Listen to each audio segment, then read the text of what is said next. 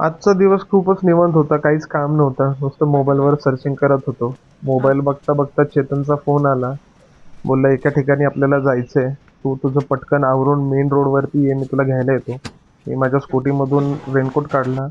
Raincoat वगैरे घातला आणि माझी बॅग घेतली आणि चालत चालत मेन रोडवरती येऊन थांबलो.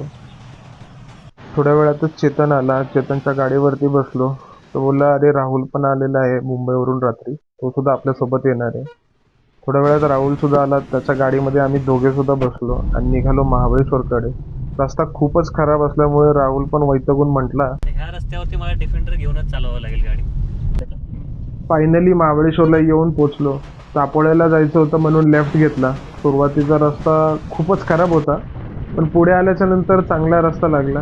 राहुल ड्राईव्ह करत होता. चेतन पाठीमागे बसला होता. पाऊस पण थांबला होता, त्यामुळे गाडीचं सनरूफ ओपन केलं आणि बाहेर निघून सनरूफवरती बसून मी व्हिडिओ शूट करत होतो. खूपच मजा येत होती. सगळीकडे हिरवळ, मोकळा रस्ता, नजारे बघत बघत फायनली आम्ही डेस्टिनेशनवरती पोचलो, जिथं चेतनचं काम होतं. तिथून सुद्धा व्ह्यू खूपच छान दिसत होता. कोयना नदी पूर्ण दिसत होती. सगळे नजारे बघून झाल्याच्या नंतर चेतनने कामाला सुरुवात केली.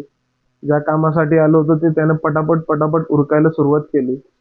काम झाल्याच्या नंतर आम्ही निघालो. निघायच्या वेळी खूपच जोरात पाऊस आला आणि पुढे आल्याच्या नंतर धुकं सुद्धा खूप दाट होतं. त्यामुळे गाडी चालवायला पण खूप परेशानी होत होती आणि व्हिडिओ शूट करायला काहीच दिसत नव्हतं.